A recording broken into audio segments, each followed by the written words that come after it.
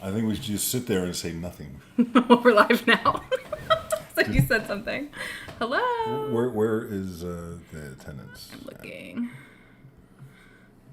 I'm trying to get everything pulled up so we can see it all on one screen. Okay.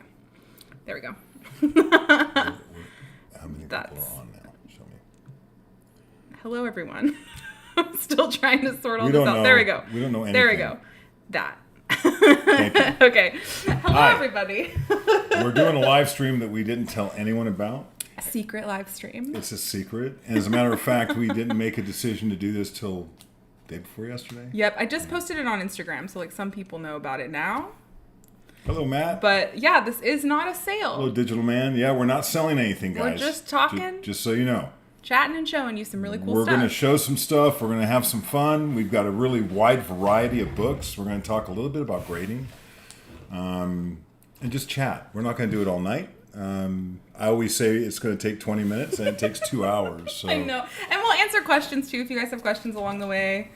We just wanted to be able to do something like this where we're not selling something and just kind of talk to you guys. And instead of doing a video this week, this is what we're doing.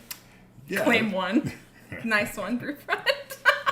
Well, I'll tell you what, Brewfront, we do have some monster claim sales coming up next week. We're going to do 2. So we have so many good books that are just such a wide variety and a bunch of key stuff. So we're really excited. We're going to do a bunch of slabs this time, too. Which is Brewfront's bread and butter. I know Yeah, I know you always ask. So we got a bunch this time. And I think you guys are really going to like it. And we're starting to hit parts of our inventory we've never touched before, which is true for most of our inventory. We have a lot of books, and we're just starting to get them out there. So we have a lot of fun doing that. But oh, yes. And if you're new, hi. I'm Rachel. Welcome. This is Dave. Welcome. Show me again. Oh, there it is. Okay. That is who's on right now. That is overall. I know nothing. We're learning the streaming life. Hopefully the quality of the video and audio sounds okay. We have a new camera. Anyway. Okay. Yep. So I want to do a mail call real quick. Just kind of like some things I've got in recently. I'm going to start right away. Some books I've picked up. Let me take this out of the bag. Okay. They're going to be able to hear it so well. Sorry. ASMR. If you guys watch our channel at all, thank you. And if you don't, you should. If you don't watch our channel at all, you may not know that one of the things I really focus on is Bronze Age horror. You know, and that has a lot to do with nostalgia, and it also has to do with my sense of taste on particular artists. And one of those artists is Bernie Wrightson. So, unfortunately, I was out of collecting for 20 years. I didn't buy a single comic book. And when I got back in, I realized that I didn't have any of the books I wanted. So, I had about 3,000 books that I've been carrying around everywhere. Mm-hmm. No slabs left. Some of them were pretty big keys, and some of them I submitted to CGC and got 9/8 on. My Sandman #1, my Swamp Thing 32, I got 9/8 on both of those. Wolverine 1, things like that I had that I'd kept. But this is the kind of stuff that, you can show that, this is the kind of stuff that I just really focus on, if you can get the light off. So I'll say what it is first. It's House of Mystery 217 from 1973. It's a 9/4 with white pages, and it's Bernie Wrightson, like he mentioned. Let's see if I can get it. Yeah, if you collect these, maybe you can try the other direction, because it's kind of, So you're going to see a little glare, but... Let me try it from my side. Maybe. Well, because there's a glare on the computer also. Yeah. So you're just going to Double glare. Double glare. Let me try some. Okay.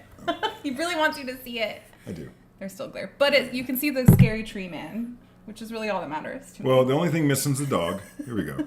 The only thing missing is the dog, but I like the kid in the water, and I like the colors in the water. And if that doesn't make sense to you, like it's pretty typical for Bernie Wrightson covers to have a dog and little kids on it.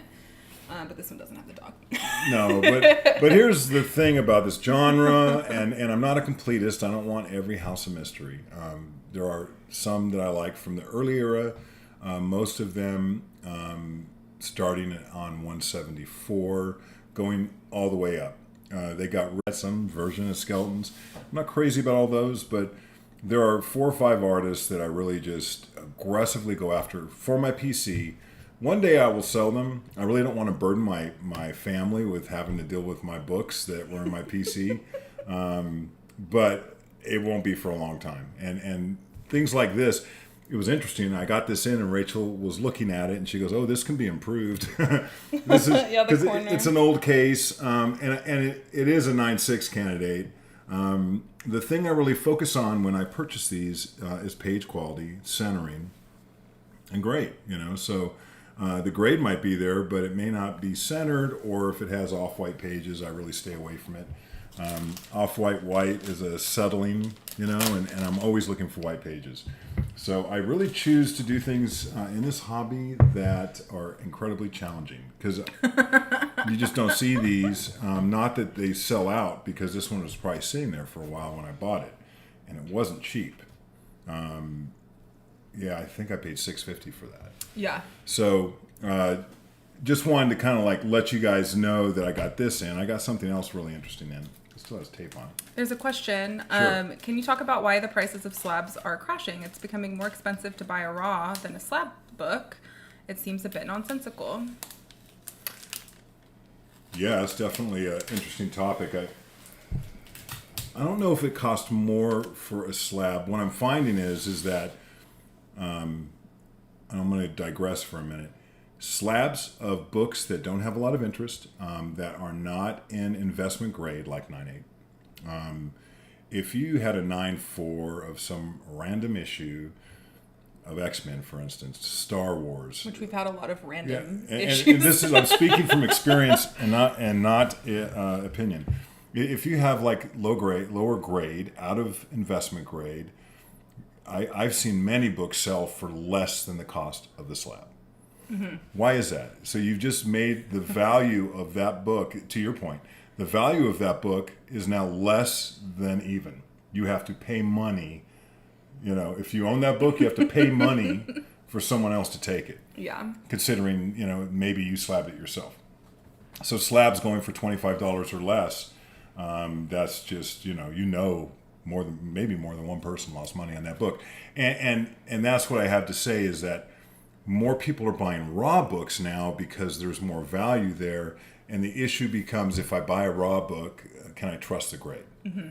So we're obsessed with that. Yeah. I mean, because very obsessed. We're obsessed. That's what we do. We grade comics, and we get stricter and stricter. And, we use the CGC grading guide as our ballast.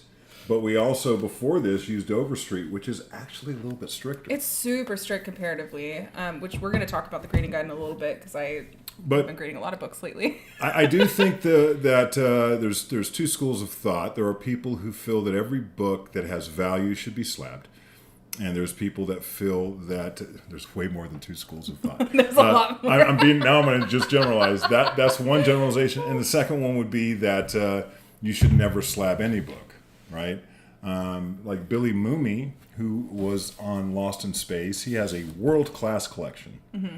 I mean, you name a book and he has it in high grade. So he has a Facebook stream and he shows his books. And every once in a while he mentions free the book from the slab. He's just adamantly against slabbing. And he's got a Detective 27. He's got a Superman #1. I mean, he's got the books, mm-hmm. right? So it's really fascinating. I think that people will kind of settle. Understand this. I'll just put this out there. Be open-minded to doing things differently.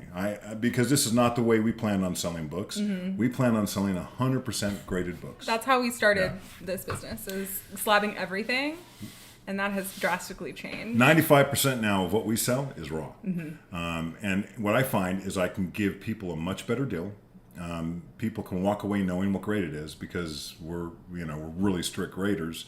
And that's, that might scratch the itch for some people. Other people, if it's not CGC, they're just not interested, and I get it. But I've never been that way. I've always wanted books raw. To this day, I'd rather look through a box of raw books than slabs, because I like to hold the book in my hand. I also like to take it out and look through it. I want to see the page quality. I want to look at the inside of the staple, whatever it is I want to do. So I'm trying to get this because we have more questions. Another question is, how do you decide it's worth cracking open a slab? Isn't it cost prohibitive?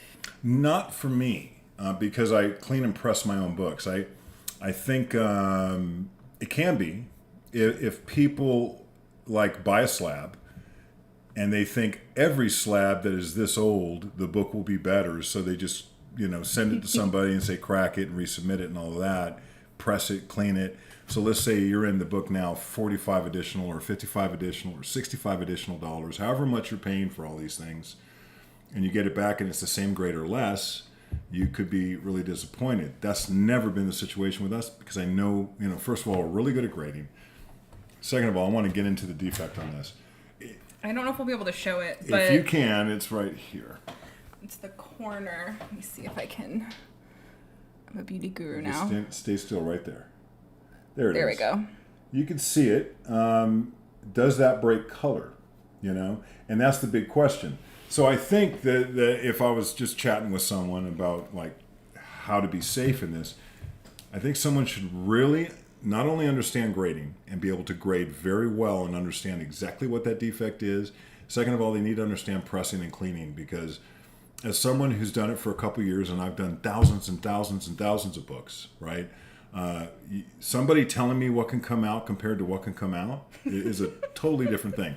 And for instance, there is on comic books in bags, these bags would fold up. And this was really common with cheap bags. So it would dog ear, right? And then it would press against this book here. So they'd be in a box for decades.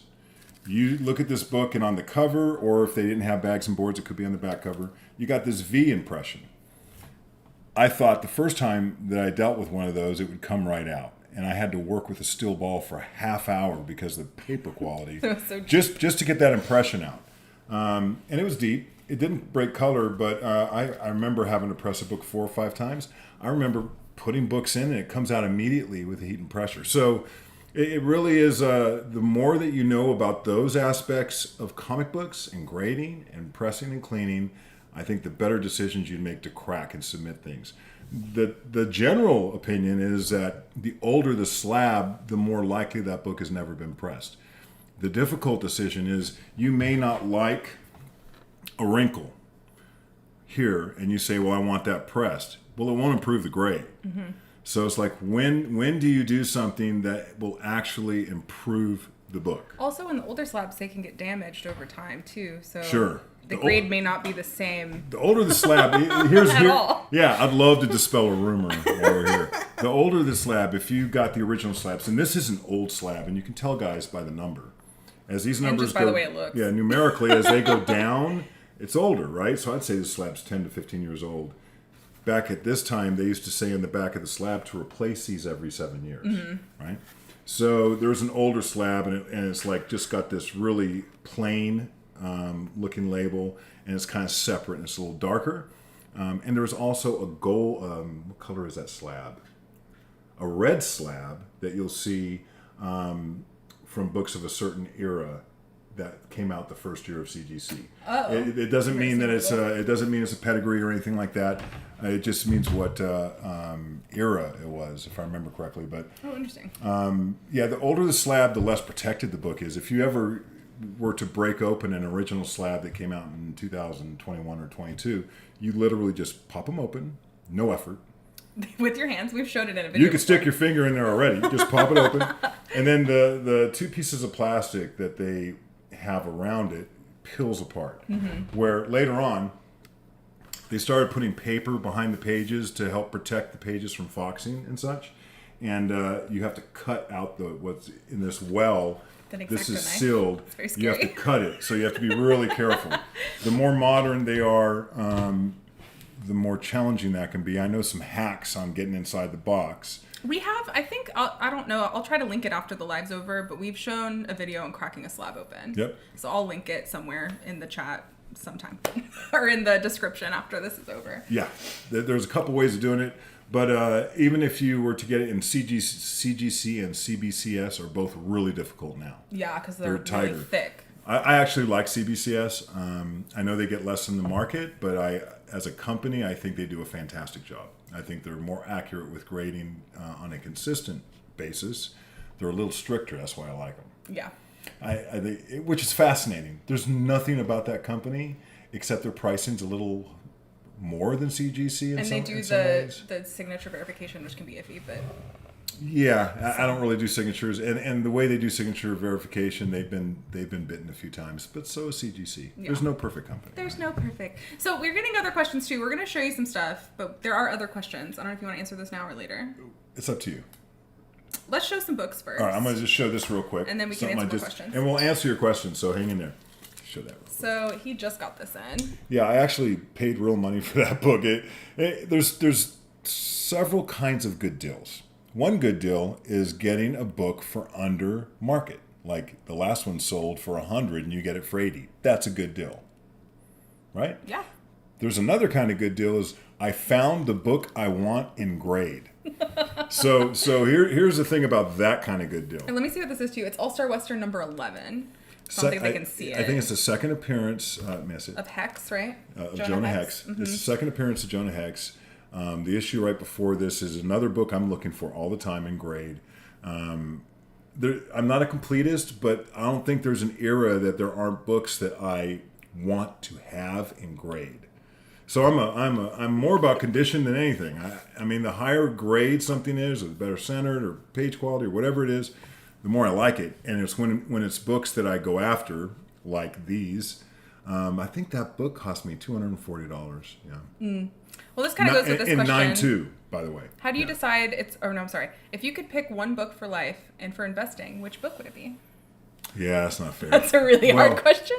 First of all, I think that I'm going to only talk about this for a few seconds. If you're investing money, you should probably expect 12% a year, right? Comic books don't do that. I think comic books are probably a horrible way to invest money.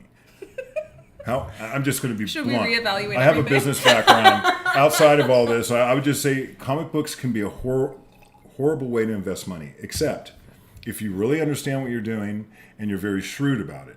The problem in the hobby is that people get FOMO and they start using, other things than intellect or our sense of, finance, and they'll overpay. Or they'll sell a book 3 months later because they couldn't afford to buy it in the first place, and now they lose money. And if you can avoid all of that, someone like my brother, right, who has the first comic book he ever bought, yeah, and he's really discerning, and he's sold. Don't get me wrong, he's sold tons of books, but he's been collecting for over 40 years. I think someone like him, he can be shrewd enough that he's going to probably make a profit on almost everything he sells because he's really shrewd about how he does it, And for him, he might sell an undercopy for $10 or $15 that he spent a lot more on. In his hobby, he doesn't need that book. So I think there's ways to make money. I think that you can't avoid things like overpaying or getting swept up. Like if I bought an Action 1 today, do I know as a fact in 10 years, let's say I was expecting 3% a year, right? Did it go up 30%? It might go up 300. I don't know. It's volatile. But I think you do better with Walmart. I just, because there are other risky things that you can invest your money in that have less risk than comic books. I feel like for someone who doesn't collect comics, I would invest in things like what we're going to show next, because that's not going to go down in value. Yeah, I also like the idea. I know a lot of people that buy books that are 5-figure and 6-figure books. I don't live in that world, so I can't describe that. But I know there's a whole world of comic books most of us do not know about, and I'm privy to. I get to see some of these transactions that don't get registered anywhere because it's, they don't hit the market. People are like, there might be 10 people that want a book, but that book's $40,000. And I don't know if there's 10. You never know how many there are. But watch Heritage Auctions sometimes and ask yourself, who's buying these $100,000 comic books? I would love to see. There are people that deal with that, and I'm sure that it's very swingy, where they can make a lot of money or get hit if they need liquidity. And that's the problem with comic books, is they're not always available to sell. You might need money next week because something happened, and you're not going to get great money for your book. If you have a Hulk #1 and 9.2 and you wait, you might be able to send it to an auction house and do something. So I think some of those books they're pretty dependable. But after the comic boom, it's got me scratching my head long term for comics. I think in the short term, and I'm not talking about flipping, I'm just talking about being shrewd and really picking what you buy. If you're talking about investment, not if you're talking about collecting, because collecting is different than investment. Yeah. because in my collecting world, I like some dolphin cover swipe on Barbie.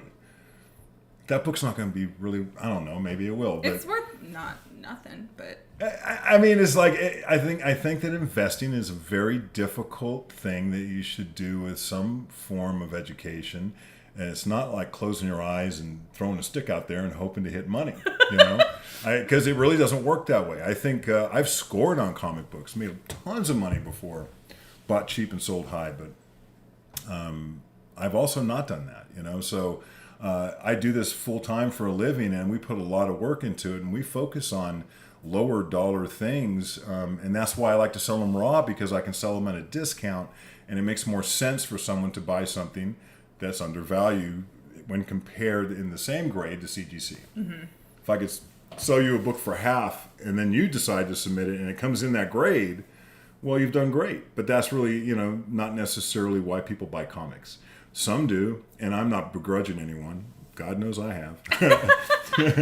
What are we showing? What else? There's more questions, but we're gonna show more books. Let's show this showed one. that one. This is what I was talking about for, like, if I were to invest in something, I would invest in, like, Marvel keys, personally, just because there's value.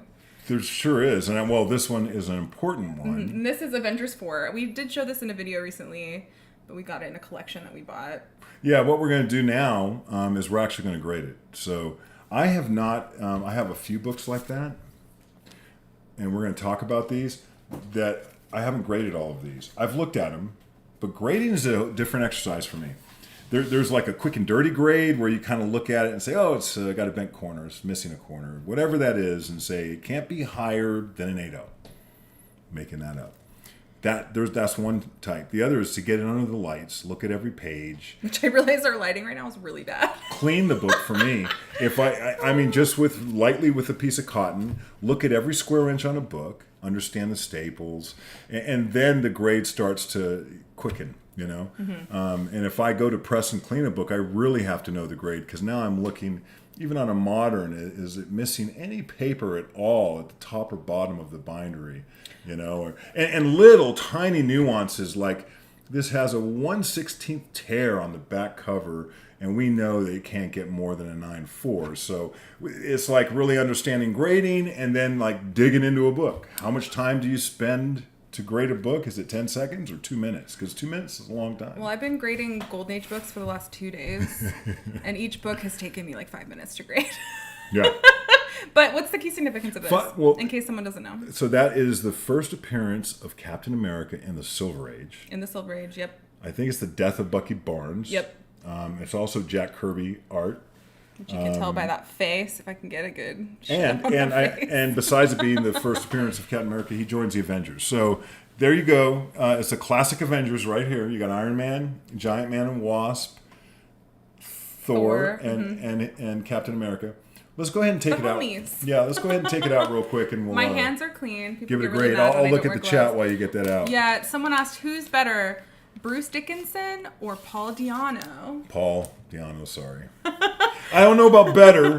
That's hard to say, because Bruce Dickinson, I saw a Power Slave tour and it was sick. But Paul Di'Anno, those first 2 albums, I listen to them at least once a month now. Greatest first cover appearance. I think it's Amazing Fantasy 15 or Action Comics #1. First cover appearance of a character? Yeah. Greatest first cover appearance is what they asked. Golly. I have to think about it. Give me a minute. And then who asked, what's the most expensive book I've owned? What's the most valuable book that you I owned Marvel Spotlight 5 9/8 white pages, which sold for $250,000 last year. It wasn't ours. I didn't own it, but it wasn't ours anymore. But I can't tell you it wasn't my copy. Could have been. It could have been because there's only 5. And you don't have access to that CGC account anymore. It's kind of a bummer that I tried, because I didn't access CGC for 20 years. So when I went back in to restart my account a few years ago, they told me my number. It was in the 3,000s. I was one of the first 4,000 people to get an account at CGC. But yeah, I also had Iron Man 55 and 9/8 white pages. I had a lot of really nice books back then, back in the day. Anyway, I'm looking at this book right now. Rachel is grading this book. I'm just gonna.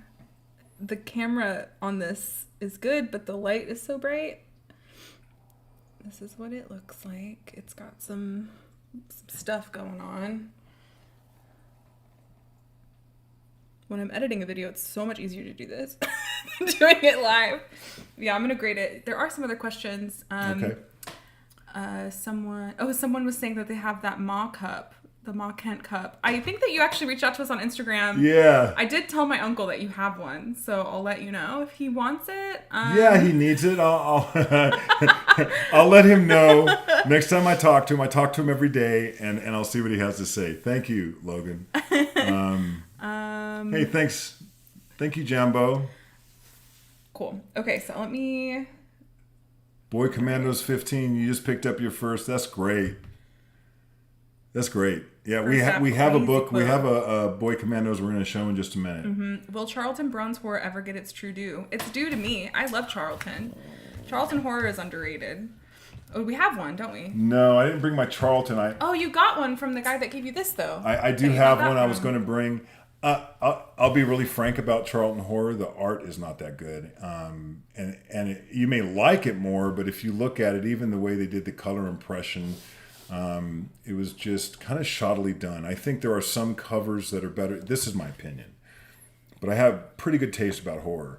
I own a lot of them. I think in grade, if they're 9.6, 9.8, they're just sick, and I can't walk by one if I don't have it. I just think that once in a while you'll get like a female cover, which are always more popular, but then the female's not drawn in a way that's good girl or sexy or whatever that is. So I think there are covers that have good monsters, and there was some thoughtful work. I like Ditko's stuff, and I like some other things that were going on there, but I just don't think they have the quality of Wrightson and Adams and some of the other artists that were working for DC. Mm-hmm. DC was nailing it. There was also some good stuff going on at Marvel, but most of that stuff was reprints, so it was about the cover artist at that point. And there was some of that stuff I really liked. What are we at with the Captain America? So I just kind of, the lighting's not great in here either, so I'm doing the best I can. I think it's a 6.0. Okay. I don't know if you've graded it. I've looked at it. So here's what I think I can improve in a press. It is a Westworld shirt, also. Toy disorder, yes. Neil Adams art, folks. Of course. I don't know if you know that this Westworld came from a poster, and I've been looking at these posters, and they're typically around $600. I will buy one, but I'm completely out of wall space. So once you even have posters now, you can't. I know I can't. So yes, we need a bigger house to put that in. You know. And by the way, I just went to the store, and some baggage guy stopped me and goes, "Love that Westworld shirt." Hey, Yul Brynner is the best. There's some dirt on here. I think I can remove. I wonder if I can adjust the light so you can see it. Oh, I can see it. There we go. That's a little bit better. These styrations right here, I think that I can remove 100% of that. But there's a corner crease. Yeah. That's pretty long. I can soften that. I'll let the light get to it. Better?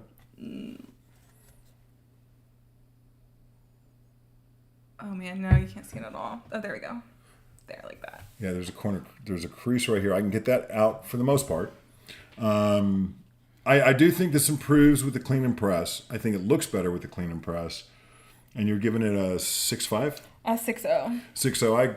Here's the problems that you can't fix. So this chipping down here is a pretty big ding. And then you've got just a little bit of an uneven cut that's kind of pushed its way. The cover's attached, right? I didn't check. Cover is attached. The staples are strong.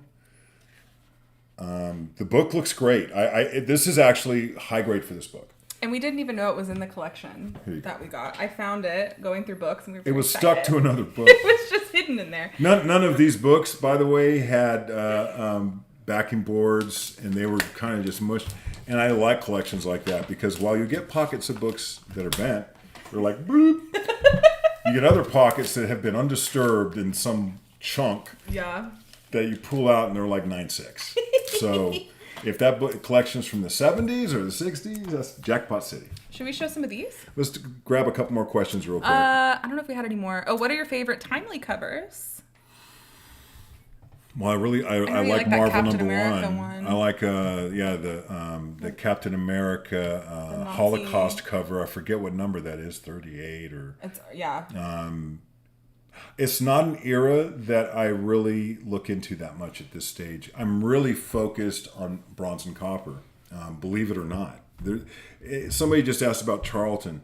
So Archie Comics, there's so many things I never cared about that I'm starting to care about. And if it came out between 1968 and 1975, I think about it every day. I'm looking at books all the time that I might not be aware of. I'm also really starting to be interested in independent stuff in the late 70s, early 80s as it came on. There's some really cool fantasy stuff. So I don't know how you guys are in your collecting. I don't always focus on what's expensive. I always like things that are hard to get. That's so true for him. Now, not anything. So if it's science fiction or if it's fantasy or if it's horror, typically non-hero stuff, things like this. You know, this is Red Circle. So this art, compared to some of the other stuff, these covers. Thanks, JG. He just gave us $1.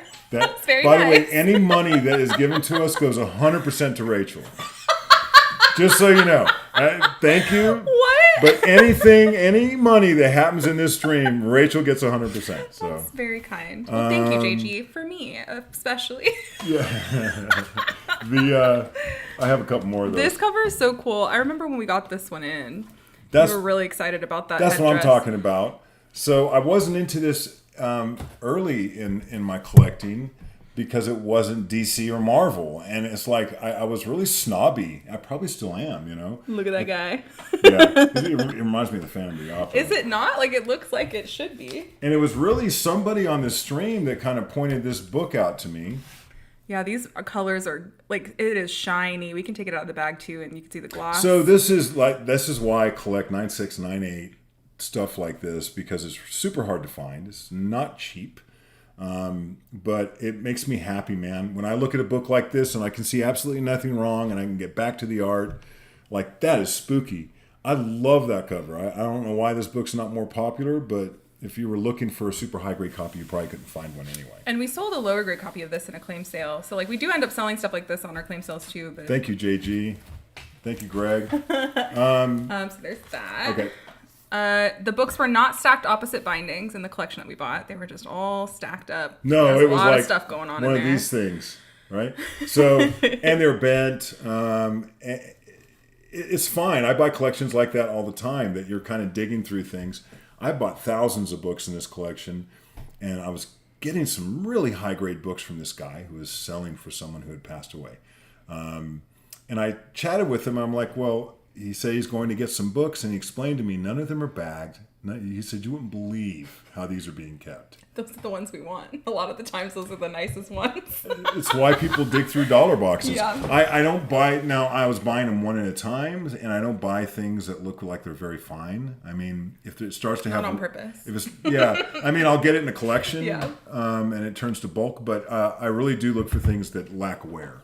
Some of the attributes of like an 8.0, or I just kind of avoid them. Someone had mentioned that they like this. This cover's sick. It's dope. It's dope. Yeah, so the Red Circle's a sleeper. I actually collect every Red Circle. Yeah. Cop. If you can find one. There's one called Cop that shows these two 70s cops. One has a mustache and they're wearing sunglasses. They're in a car and it shows like New York City behind them.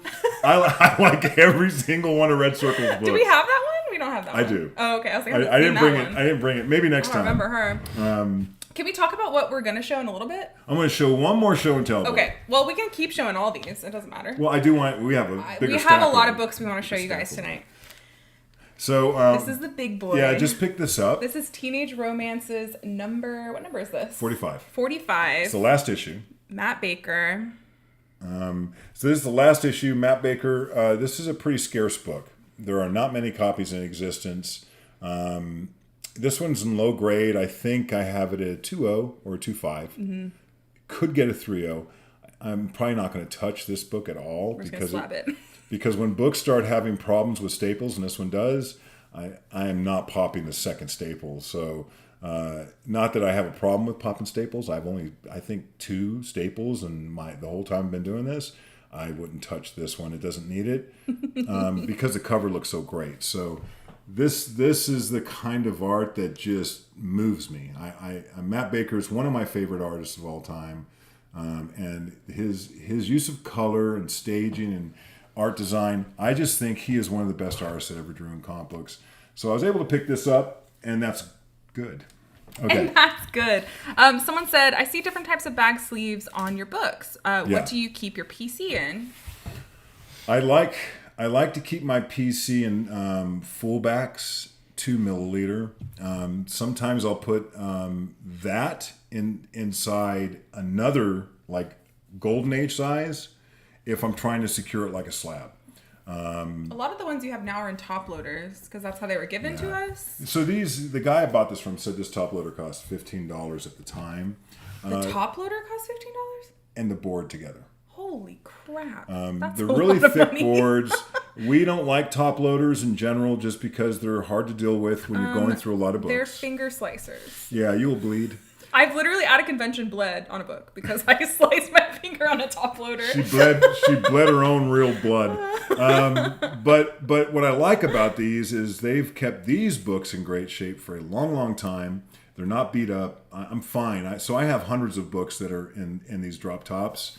But I typically do this. I will put like a regular. Like this is a half back, and I'll put the tape like this, and this is important to me. The tape is dog-eared. So whenever you go to do it, you just pull down like this, and it pops it open, and that way you get no tape. And you know why we do that? Because we've gotten tape on books before. Yeah, this is the only way I tape a book. And I don't put 2 pieces on. I just put 1 piece here, and we do that with every board and bag to try to avoid. So if you see one that's not taped like that, it's because it was, I don't know, we didn't open it. Yeah, or just like rare. we didn't put a new piece of tape on it. Yeah. Do you think Phantom Stranger books are undervalued? Oh, I'm sorry. I think I missed that question earlier about Phantom Stranger. I think try to get a high grade one to see how undervalued they are. I'm serious. There are some covers, like Orlando covers, that don't do as good. There are some covers that are incredibly expensive. So I love Phantom Stranger. I think in grade, once you get in grade, I do think they have room. I do think more people are going to like that series. In grade, they are worth a lot more, though, is what you're saying. I think when you compare it to Marvel counterparts, things that sold at the same level at that time, they're undervalued. Yeah. Especially the 15 centers. I collect those, but not every single cover, But Phantom Stranger are some of my favorite covers. There are some sick Phantom Stranger covers. Mm-hmm. So yeah, I think that if you are buying those and you hope one day that you'll sell them for more than you bought them for, I just get them in grade, try to get them in 9.0 or higher, and watch page quality. Yeah. A lot of people are giving Matt Baker some love. Who doesn't love Matt Baker? Do you have a favorite Matt Baker cover? I know we did a whole show and tell video with Ken Spencer on Matt Baker that you should definitely check out if you haven't already. I'm sure some of your favorite covers are in that show. I do have a Matt Baker cover that is my favorite, and I forget what number it is. But it's it's a profile of a woman, and her face is kind of tilted, and it's a white cover. Oh, and her glasses? Is it that's She's Matt not Baker? wearing that's not Matt Who's Baker. that? That's Schlossenberger. Okay, never mind. Ignore that. I know that's not his name, his name. But it's probably not that far off. No, and that's also it's in that video. That's also a later DC comic. Anyway. Yeah, I do have some covers that when I see them, they kind of make me want to weep a little bit because the art is so good. And art has been a passion my whole life. And it's at this stage of my life, I'm really into comic art. And believe me, there's so much good comic art from all eras, Wow, lots of questions. I'd take one of the 4 Golden Age Phantom Stranger books in any grade. The archival paper, there's been some people that are kind of saying it doesn't help. So I have friends that do. There's microfiber and archival paper that you can also preserve your book with. Mm-hmm. I think you're better off controlling humidity. Yes. If you can control humidity and keep them dark, I assume, I'm not a scientist, but I assume they'll be in great shape. They might have a little foxing. Some people, they might not. Some people some people put humidifiers in the rooms they store comics. especially if you're in a 60-70% humidity. Colorado is like an ideal, like mountainous Colorado, and that's why the Mile High collection was in such good shape, because they had been kept in a climate that was cool and low humidity, and not getting real high highs and real low lows in temperature helps. It's kind of like tobacco. If you keep cigars, you got to keep them at a certain humidity Well, you're level. supposed to put them in those little humidity chambers or whatever. That's right. You need that for comics.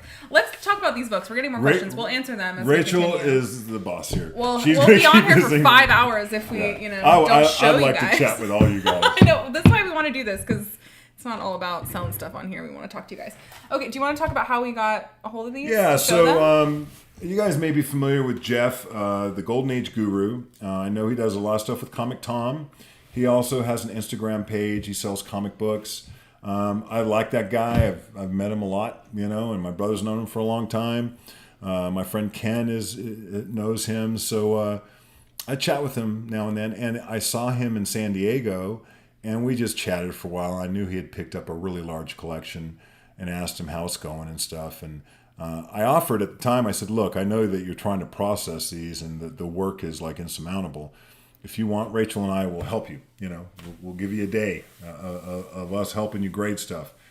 And I reached back out to him a couple weeks later and just said, hey, I really meant that when I said it. We'll look at them and grade them. Well, come grab some books because I can use some help. I know that Jeff, Golden Age Guru, is getting ready to sell these books. I think at a New York convention in October, he told me. But if you like any of these books, you can certainly reach out to him on IG and let him know you saw it. So that's what we've been doing. So Plus 2 days. yeah. So and she did a little bit last week, and now we're just pounding it because I want to get him to Jeff next week. But it's been interesting because mostly they're low grade pre-code. Yeah, there are some. I don't know if I have any in here that are not pre-code. But there were some not pre-code books, but all Golden Age books. And there are some that are higher or mid-grade, right? Mid-grade? I think the highest grade that I've had so far is a 7.0. So that is mid-grade for a Golden Age book. Golden Age pretty good for a Golden Age book. Yeah, and I don't know if that one was Golden Age. That might have been Silver Age, but... there are some cool books I think you guys are going to like. So I picked out a few of the ones that I thought you guys would think are interesting, and of the ones that we've been grading. I didn't grade this first one on the top, but I thought I'd show you guys what they are. Thank you, Logan, and the Toy Disorder. I do think that there's some studies out there about the best way to preserve paper and books and in comic books. 30% humidity, that sounds right to me, actually, because I know that Las Vegas wasn't a bad place. The great thing about Las Vegas... There's almost no humidity in Las Vegas. I lived there for 30 years. If you store your comic books inside, you always have AC and heat on, so your temperature is in the low 70s. Yeah, it's like the same. In the summer, it costs about $500-600 a month to do that because it's 115 outside. But that's why, here we live in Washington State, and most houses don't even have air conditioners. So because warm. It doesn't ever get warm here, Well, except in the summer. 75 degrees, we're struggling. I'm a little baby. It's a heat wave. 75, we're like, get me out of the sun. Then I go home to Las Vegas, and I'm like melting. Oh my gosh. Like the Wicked Witch. Do you want to show some of these books? So I'm going to show some of these books. I have not shown Dad what they are, so he'll be surprised I've only seen the top two. I did show him this one, though. One's this is on top. Boy Commandos #1. And then it is a Jack Kirby cover. I'm a big fan because they started reprinting these in the 70s, and I used to buy them and read them because the idea of like some soldier with a bunch of kids in World War II is just a fun idea. Yeah, it's a really cool cover, Well, it was when I was a kid. I don't know if it's such a fun idea anymore. I don't know if they make things like this anymore anyway. But this is one of the books. What grade is this? Do you remember? I didn't grade that one. Let me actually pull up my spreadsheet, though, and I can tell you what the other grades are for these other books. I have a huge spreadsheet. That we'll use. Okay, so the next one, this is Action Comics 85.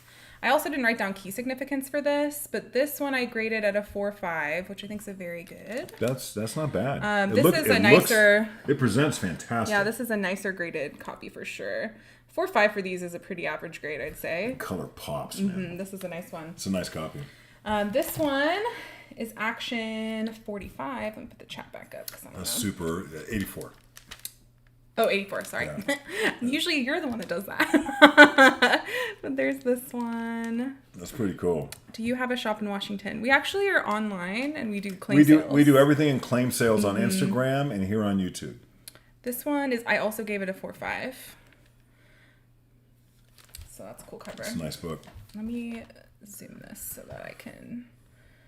Oh, this next one's cool. You guys are going to like this. Okay, this one is Detective Comics 77. I tried to pick up the earliest of some of the series that he let us grade. This one has a huge corner missing. Let me see what the grade is on this one. Detective 77. Where am I? I gave this a 1.8. Yeah. So it's a low grade, but I mean, early detective. Yep. Sometimes that's the only way someone can get it is if it's in this grade. Yeah. I'd never seen any, like, first of all, let's just like preface this with like, we don't usually deal with Golden Age at all. Yeah, it's not what we focus on. I focus on bronze and copper, so I do have some Golden Age books, not a lot. And so we don't grade Golden Age very often. So like for me, I was using the CGC guide like for almost every single book. Because I am not comfortable and used to grading such low grade books. And the key importance is a book is a book. You grade all books alike. The problem is all books were not created alike. Right. My uncle said they're like, how did he word it? When I talked to him on the phone the other day, he was like, they're like a dime a dozen. Every single one is different. Every single one's different. Yep. Like they might be the same grade, but they look different. They went through hell. They really have. I mean, they were thrown on the ground at some point. Some of them, yeah. Tossed a lot of over to detached a newsstand. covers, yeah. And then people put a lot of tape on them, and they've just been around a long time. This is Detective 78. Yeah. I'm learning what restoration looks like, which I've never really, in Bronze Age, we don't really see that. Like, as far as like... You hope not. Yeah, glue and like redoing staples and stuff like that. In the Golden Age, in the 70s, people started to restore comic books. And there was a lot of people doing that before pressing and cleaning. That's sick. That's Detective 79. And again, I don't know. I know that there are some like minor keys in here. I did not write any of that down. So like, if you know, pop it in the chat. One thing I will tell you about these books is they all have a great color strike on them. Yes. There are some, and you'll see, I don't know if I have any now, but like there are some that have like washed out covers and stuff. This is Detective 81. Oh, that's cool. I haven't seen this yet. These are really early detectives. It's a nice looking book. They were big. They had a lot of pages. I also am counting all the pages in them. So I know how many pages are in all of these now, which is interesting information to have.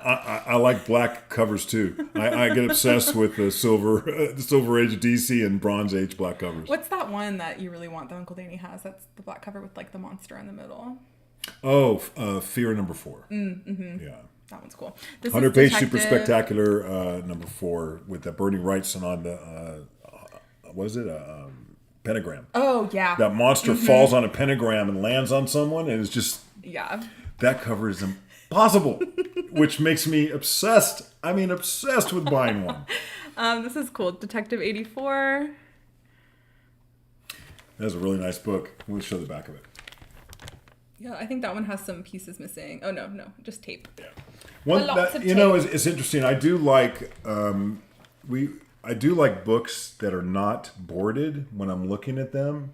It's just being careful handling them because I want to see the whole book before I take it out of the bag. Well, and the reason these aren't boarded is because they wouldn't fit in the bags that the boards fit in. So it's strategic. This is Detective 93. That's pretty cool. Really cool. Here's the back of this one. And that one has, I'm pretty sure that has a fully detached cover. Pieces. A lot of these had detached covers. Ever Ready battery. Yeah. Ever Ready battery. Thank you. Yul Brynner is the man. Wayne Blackwell, if you're here, this is your book. This is Detective Comics 95. It says Wayne Blackwell on the top.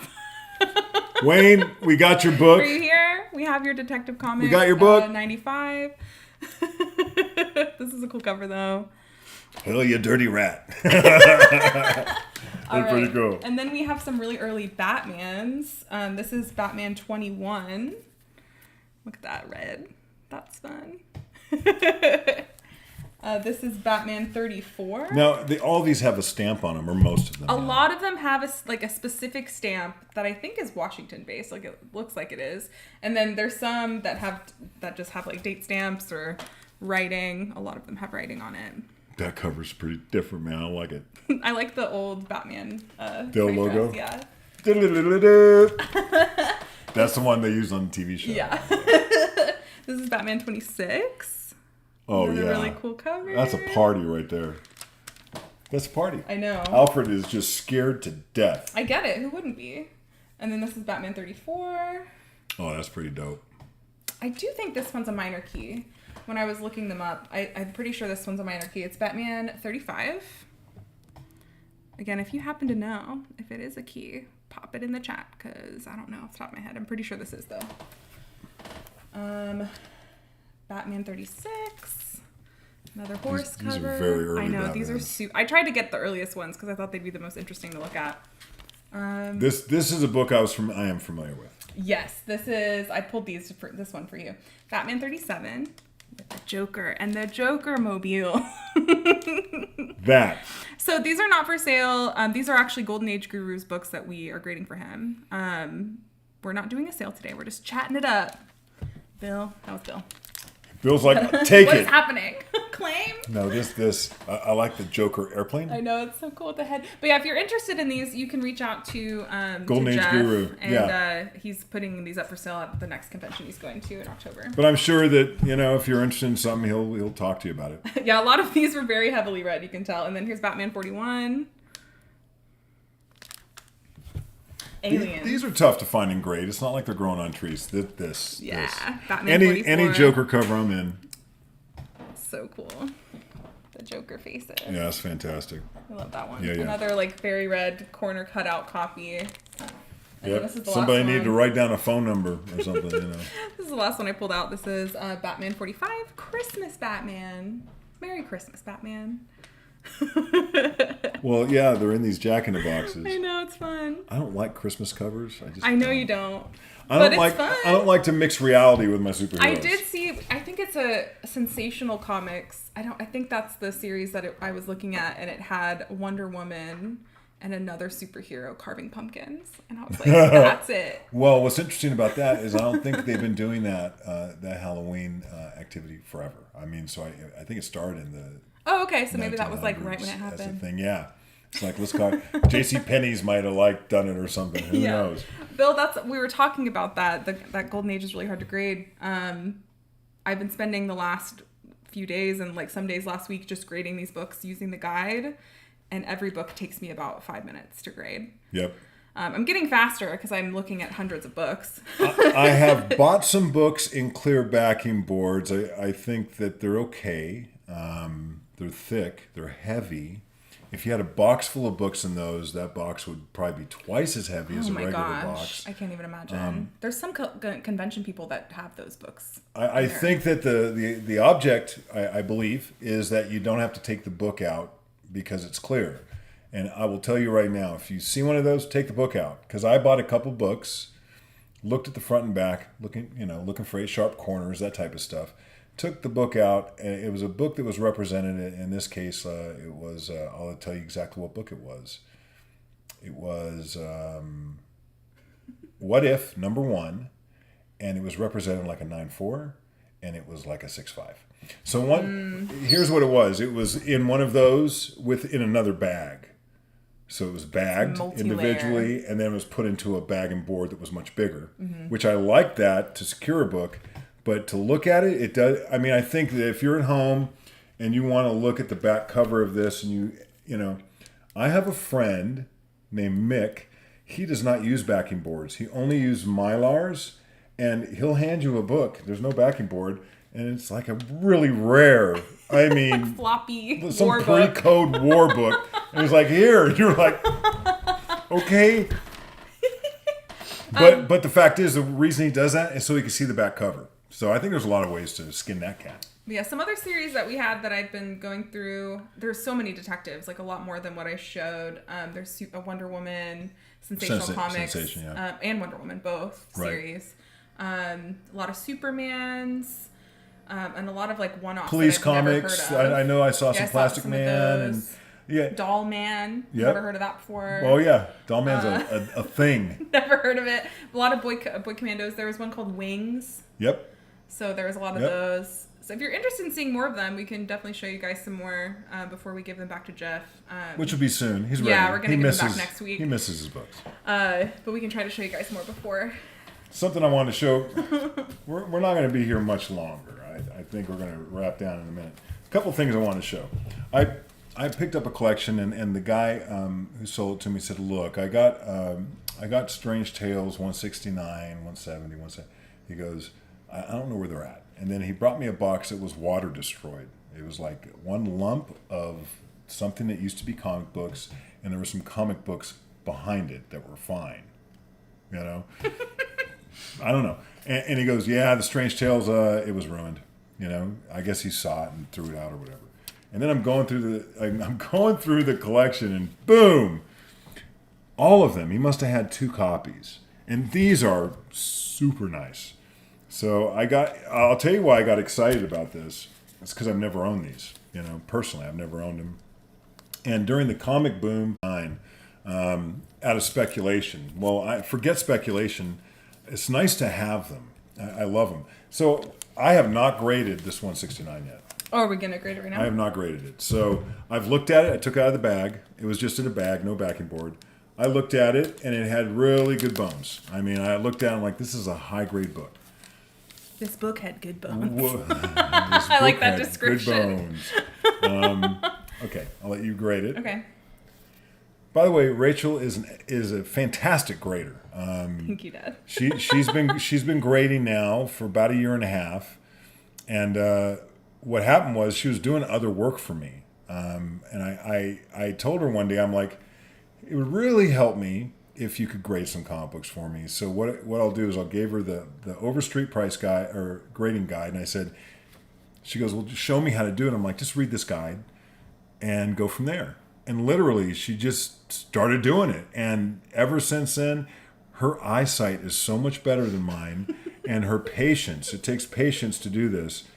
Also, I love the fact she's looking for something wrong, and it's not her book.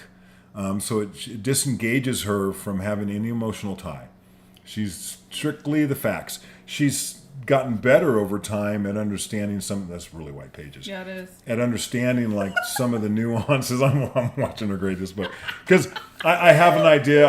I think if I remember correct, I thought it was like an 8.5, the way it sits. I mean, it's between an 8.5 and an 8.0 because there's so many dings. Yeah. But like looking at it, I'm like, you're gonna be able to get this up so much. When I look at that book, I see a 9.4. That you can get it to a 9.4. I see a 9.4. I mean, I don't know because there's a big color break right here. Oh, so I don't think you can get it to a 9.4. See that? Yeah, I haven't got that deep. Let me look. Sorry, guys. Someone asked what I collect. So I have a very new collection. She's talking about this. She's right. I think that I don't know if they can see it. I think that if I might be able to get a 9.0 with that. See that crease. Now imagine that's completely flat, but you'll still have the color break. And then what we do there is we measure it. How much of a color break is it? It looks like about a 1/2 inch to me. Yeah, I think that as it sits right now, it's an 8.0. 8.0? That's still pretty good for this book. But I do think it's almost everything I see is improvable. Yeah. I mean, there's some color breaks on it, but I think you'll be able to fix it. I'll probably send this into CGC. I have another copy of this. I didn't have any. Now I have 2. Because I picked up another copy in a collection I just bought that we'll show you guys. It's all keys. So oh yeah, I wonder if we can it's a little lower grade than this. Yeah. But someone asked what I collect. I have a very eclectic collection now because I didn't used to collect comics until I started doing this with my dad. The first book I ever got was X-Men. What number is it? 140. 140. X-Men 140, the Future Past cover. Yep. An 8.5. I have an 8.5 of that. And then I have a slew of random slabs. I have an Amazing Spider-Man 1, Volume 3. Yep. I just got the Spectacular Spider-Ham with Doctor Doom, which I love. Number one. I also have a lot of the raw strange. books. You have the Strange Tales. Yep, I have Strange Tales. ILS. Yes. The first appearance of what's his name? Same one. Doctor Doom? No. Peter Porker. Peter Porker. Yeah, I have a couple issues of that. Yep. You make most of your money in estate sales? No. Huh? I'm confused by that question, Bill. No, I have never even bought a comic at an estate sale, and we do everything online. So I went to 20-something garage sales and estate sales 2 weeks ago. Recently, yeah. I'm still recovering. My wife sent me something saying, "Hey, there's this garage sale." I'm like, "I'm not going, man." I spent an entire workday when I could have been working on comic books and like finding stuff to sell. Yeah. That I own, because I don't, like I told you, I press and clean books. I don't press and clean your books. I press and clean my books, and so I'm always busy. If I'm not picking through things, I cherry pick. I'll get a stack this big. I end up with a stack this big that I sell. So I've got stacks of books that are just too low grade. Like, I don't want to sell this in 8.0 or whatever. We still have some stuff that I want to keep it affordable. Yeah. But you wouldn't believe how many books it takes me to get one claim sale. How many hours we all put into it. Yeah. I got a team over here, so. It's a lot. It's a lot of work. Yeah. I have a 140 and an X-Men 140 and 9.8. Mm-hmm. And I had another one that I made a mistake on early in my cleaning and pressing, came back in 8.5. That's the one you gave me. And that's because that's how I named this Future Past Vintage Collectibles, was from that issue. It's the name. Days of Future Past, one of my favorite covers. And thank you. We enjoyed doing our content. I know we've never done this before, so this was a first time to just come on here and chat, because we've gone on here and just sold stuff, and I wanted to come on here and chat because I feel like people have been asking to ask us questions and stuff, so. Yeah, CB Bill also said I would never let someone take my book out of the bag unless you trust him. That's true. I mean, there's actually a right way to do it, and what I do is I typically ask people if I can take it out.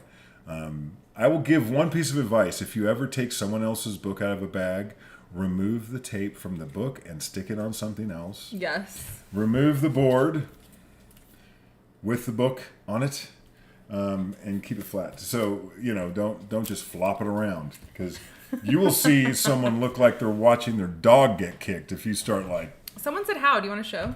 Yeah. I'll let you show. JG said how. All right. We don't ever take the boards out whenever we're doing it ourselves, so... Oh, how long have you been selling online? Our first claim sale was 6 months ago.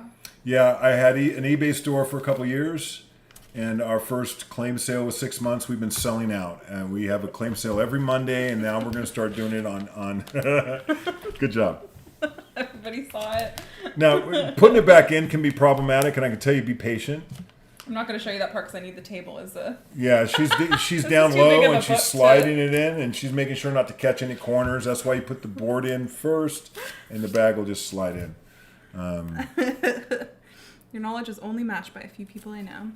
That's true. My dad has so much knowledge. It hurts me. I showed him one of the books I graded, the Gold Age books. I was like, "What grade do you think this is?" To make sure that I was on the right page, and he graded it in a second. You know what's funny, guy? I know so many people that know so much more than me, and I would encourage you all to find people like that. That I literally, when they talk, I just listen. I might interject here and there, but I'm at school, so I love that. As someone who went to school, and I went to college, and I've always been really interested in educating myself and learning things. There's so much now that I'm learning about the hobby I didn't learn in the past, and I'm surrounded by these knowledgeable people. I'm really pretty good at bronze and copper, okay at silver, better at DC than Marvel. I couldn't tell you the number an issue is to save my life. But that has nothing to do with your knowledge. It's just you don't remember things very easily. I'm just lazy. I don't know what it is. You know that cover, that green cover with blah, blah, blah, by this artist? I know all that. Just won't know what number. What advice would you give someone just getting back into collecting after losing an entire collection that was from the 80s and 90s? Well, first of all, hop in the super long line of tons. A lot of the people on our channel are just coming back after 10 years, 20 years, 30 years, because they like the hobby, but they got burned out with all the stuff, or for whatever reason you got out. Now's a weird time to be back too, because everything's depending on what you want to collect, it could be affordable or it could be extremely expensive, depending on what it is. Watch YouTube. Not just me. I mean, there's lots of people on YouTube, and when I came back to the hobby, I had a brother that He has a really good resource. We talk comics every day, and he has an incredible collection. But most of all, he really is an expert at Silver Age, and that's his era. Not that he gets weak in bronze; he doesn't. He might not know what's happened in the last 5 years, right? But he had a comic pool list up till 4 or 5 years ago. So he was so still funny. getting new books up till then. What's the oldest book that you have in your collection? Someone asked that. I don't even know if you would know. You have a lot of I just got Spider-Man a Mr. and District Wolverine. Attorney that was pretty old. No, one that you've had like since like the longest. Oh, the one I've had the longest? Because I think from your original I've PC, sold almost everything. You have some Wolverines, some Spider-Mans. I have a Casper over here that I let my grandson use. I've probably had for 30 years or 40 years. Yeah. I've got some throw around. Nothing. There's no like major key or big book that I have. Got a bunch of Cream magazines and stuff that I used to read when I was a kid. Mm-hmm. Cream was like a rock and roll magazine. Oh no, I know what that is. Yeah. Only because of this, I know what that is. Yeah, I used to read a lot of science fiction magazines, and I still have some of those. So it's really been the 3,000 books that I still had. I sold a lot of those to kind of kickstart me doing this. But we I still also have a lot of Star Wars from that too. Like you had a lot of Star Wars. We still have all those. Yeah. Never touch those. Nope. I still have some Star Wars, but nothing. I mean, not the first series. Yeah. It was later on when Dark Horse was doing stuff. I really like Dark Horse comics, and I still have a bunch of that stuff. I got a full set of Flaming Carrot, except number 1, which I think I sold. Or we don't know where it is. I haven't found found those it two yet. things. We lost it. We're having to like make room for all the comics we're getting. You guys, it's a little overwhelming. I always was like, wow, how do comic book stores turn into comic book stores where they're just like overloaded with comics? I understand that Hey, now. J-Log. On a deep level. What's going on, man? Someone said, I have the Overstreet grading book and it scares me. I will say the CGC guide is actually a lot more like easy to understand. Like it's a little bit more vague, but it has a better like guideline of like than the Overstreet guide, where it is very specific of like you have to measure this much of a thing with a ruler, and like it's a lot more intense than the CGC guide. What advice I'd give someone using a guide to learn how to grade is try this. Just learn how to grade a 9.6. That's it. Don't even look at any other grade. Just a 9.6. They're so hard to find. If you have a brand new comic book, you'd be surprised how many are 9.6 that are coming out yesterday. Yeah. Because somebody might have blunted a corner. Or you might say, well, this is not a 9.6 because it has a blunted corner and it has a small tear. Whatever it is, if you learn you pick a grade, learn how to grade that grade for a long time, you will eventually be able to start seeing things and branching out from there. Rachel did that. She's kind of really focused on 9.8 because we had so many moderns, and she could do a submission, 25 books, nothing pressed or anything, just going through our inventory, and she'd probably go through 100 or 150 books to get 25, and we get 25 back, all 9.8. And sometimes we'd send them in just to see if CGC would give it a 9.8 because we were like, oh, that's on the, I don't know. And that's why the book has helped us. The grading guide has helped us because now we know. Deep in the crevices. Yeah. Now we know it's like their cheat sheet because they said that all this information was confidential. Yeah. JG said that he also has the CGC guide. I don't know if you've looked at it. I've used it more in the last few days than I ever have. The thing that's really nice is it has a section of defects, and it gives you like a guide on like a staple rust can get between a 9.2 and a 0.5 or something like that, depending on how bad it is. And then there's actually like pictures of books that are great. The bummer is they're all Hulk 181, so it's kind of hard to like. But this is what a 9 is. That near mint? Yeah, this is what a 9.8 looks like, and it gives a big long description of like. So anyway, I've been using the lower grade ones a lot to try and figure out what these Golden Age books are graded at. One real quick, Alan Drake. There's a lot of people that have stories like that, and that's awful that you lost it in Katrina, and that was a long time ago. You can put that stuff together. Actually, everything you just mentioned is common. If you're really discerning, like the Hulk 180, 181, just wait until the price is right. No matter what, that market goes up and down. I don't care whatever someone thinks right now. It'll go down 15%. It will go up 15%, slowly creeping up, right? But there are times you can get a really good copy depending on what kind of grade you want, inexpensively. 6 months ago, they were pretty cheap. So when I say pretty cheap, they might have been, right now they're down from a year ago. So it's like I bought a copy and I've lost about 20%, So the thing is that there's so many copies graded. And I'll show you, for instance, I just got this raw. I know it's funny that you're mentioning Wolverine because I just got that raw. This book is a 9.8. Okay, I'm going to submit this to CGC because it's currently trading for $1,800 because of this. So now I have 9.8s slabbed ones already that are direct, and they're probably $700 or $800. What I will tell you is, if you want to pick one of these up, if you went direct and you waited, it goes up and down 20% all the time. Just start looking at auction houses. Comic Link, Comic Connect, Pedigree Comics, Pedigree, Heritage. yeah, and just wait for the right price. If you're patient, like I said earlier, if you're patient, I think that you can find the prices you want. Just be really discerning, and that's a good investment, because this is his first solo comic book. It's all Wolvie. So every issue of this, but this one really stands out. And if you grab a newsstand, they don't really start to make. They kind of do. Yeah, it just touches.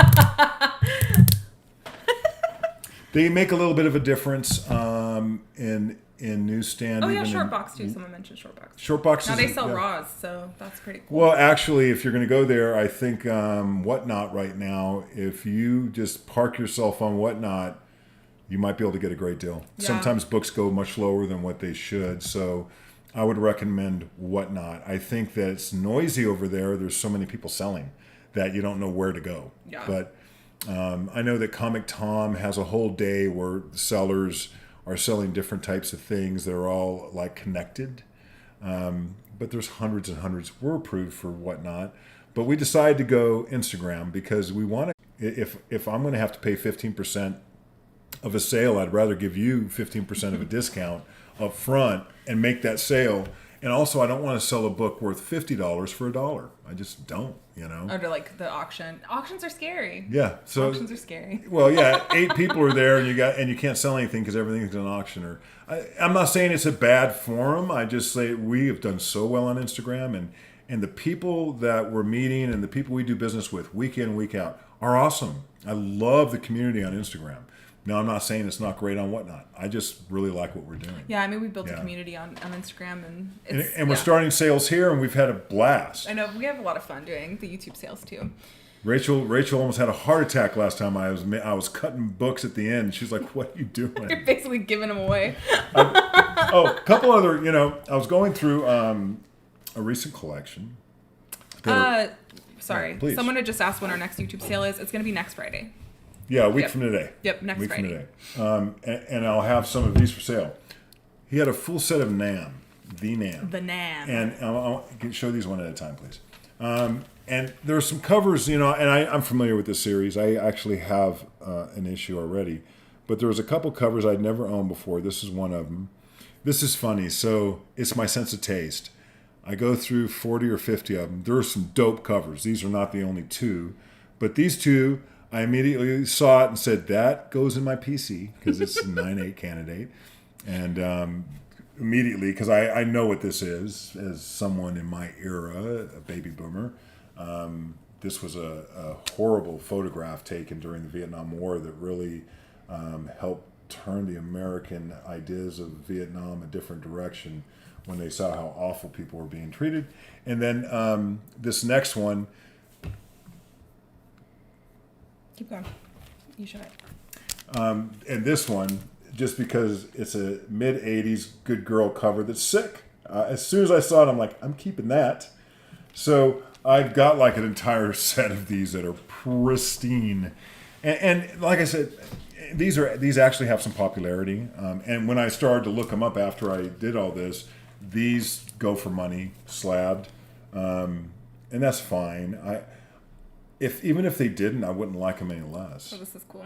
Because I just think that they're sick. There's some other covers. There's another cover that shows some people, if you know about Vietnam, the Viet Cong used to hide in tunnels, and it shows like this platoon walking, and then it kind of like it gives you a slice that right under them there's a bunch of soldiers in these catacombs, and they're all looking up. Just great cover. I haven't seen that one. Do yeah. we have that one? Yeah. You do? Oh, okay. Yeah. She hasn't seen even seen what we're going to sell. We've been putting it together. We've got tons of books, though. I'm oh my gosh. So really many. excited about the next couple sales. Whew. Yeah.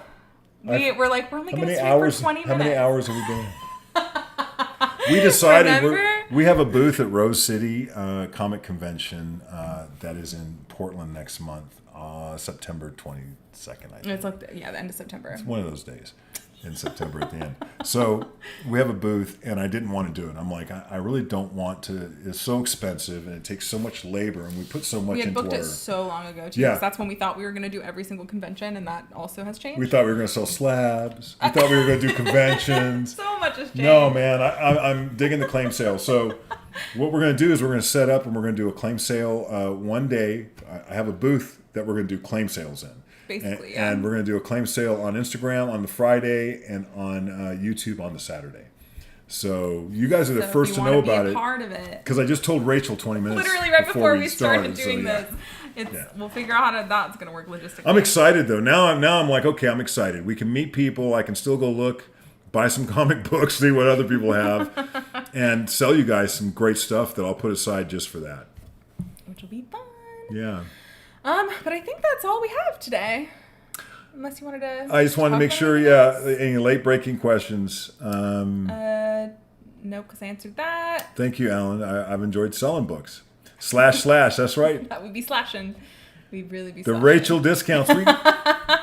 We got some people that are in the cognoscente. They know. My discounts are like no other discount. Except not really. It's not true. Because he discounts things for $1 sometimes. She's like, how about like $5? $2 off? I'm like, how about $15?